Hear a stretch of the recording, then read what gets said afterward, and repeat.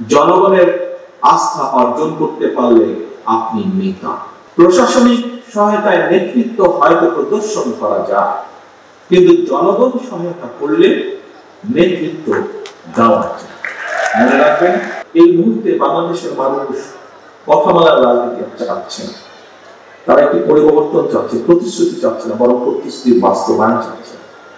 জনগণ এখন সুস্থ পরিকল্পনা গ্রহণ এবং প্রতিশ্রুতির বাস্তবায়ন চায়, এবং জনগণের সেই প্রত্যাশা পূরণের লক্ষ্যে বিএনপি জনগণের জীবন মান উন্নয়নের সুনির্দিষ্টভাবে কতগুলি পরিকল্পনা গ্রহণ করছে। বহু কিছু করার আছে, বাট শুরু করতে হবে এক জায়গা থেকে, এবং যেগুলো বেসিক জিনিস আমরা সেখান থেকে শুরু করতে চাই।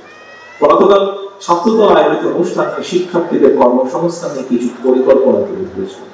আজ যুব সমাবেশে, এই সমাবেশে, যুবদলের এই সমাবেশে আপনাদের মাধ্যমে দেশের যুব সমাজের উদ্দেশ্যে আরো কিছু আমি পরিকল্পনা তুলে ধরেছি আপনাদের সামনে।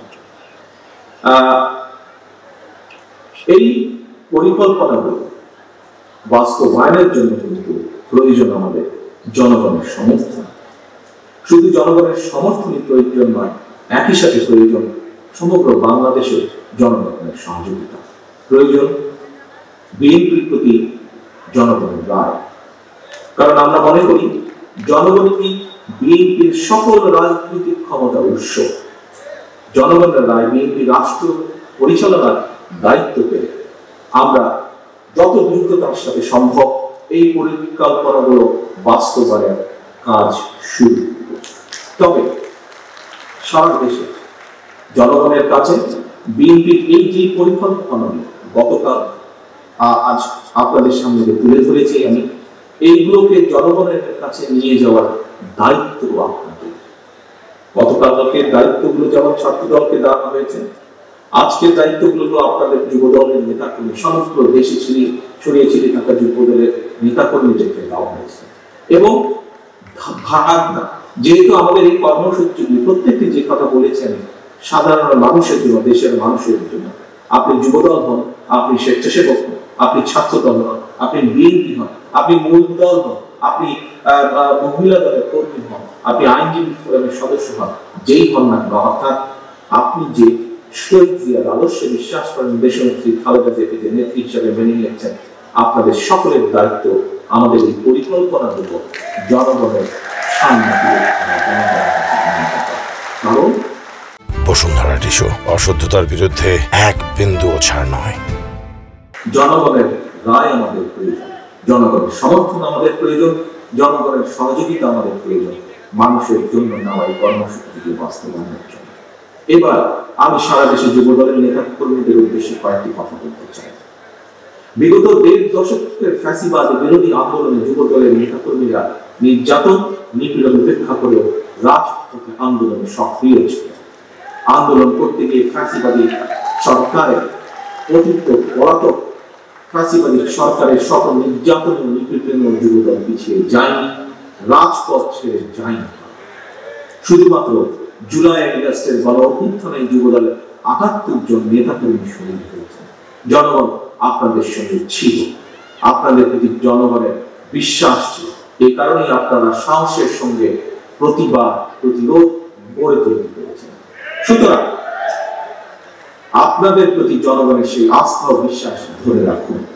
মনে রাখবেন, জনগণের আস্থা অর্জন করতে পারলে আপনি নেতা, জনগণ প্রত্যাখ্যান করলে আপনি নেতা নন।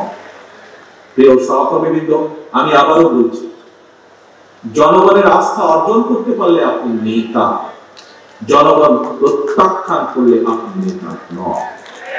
একজন রাজনৈতিক কর্মী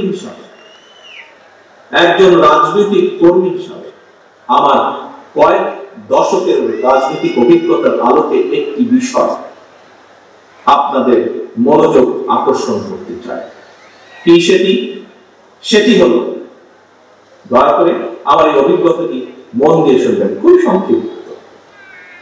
সেই অভিজ্ঞতাটি কি?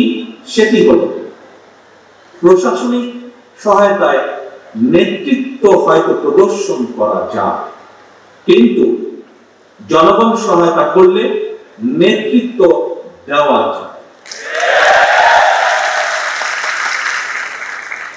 আমি আবারও বলছি আমার অভিজ্ঞতাটি যুবদল সহ সকল পর্যায়ের নেতা কর্মীদেরকে, প্রশাসনিক সহায়তায় নেতৃত্ব হয়তো প্রদর্শন করা যায়, কিন্তু জনগণ সহায়তা করলে নেতৃত্ব দেওয়া যায়। মনে রাখবেন আপনাদের প্রতি জনগণের সমর্থন থাকার কারণে পলাতক স্বৈরাচারের প্রশাসন কিংবা আইন শৃঙ্খলা বাহিনী আপনাদেরকে, যুবদলের নেতাকর্মী সমর্থকদেরকে রাজপথ থেকে দূরে রাখতে পারে। সুতরাং আপনাদের প্রতি আমার আহ্বান, জনগণের আস্থায় থাকুন, জনগণকে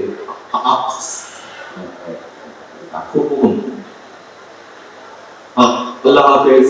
বাংলাদেশ জিন্দাবাদ, বাংলাদেশ।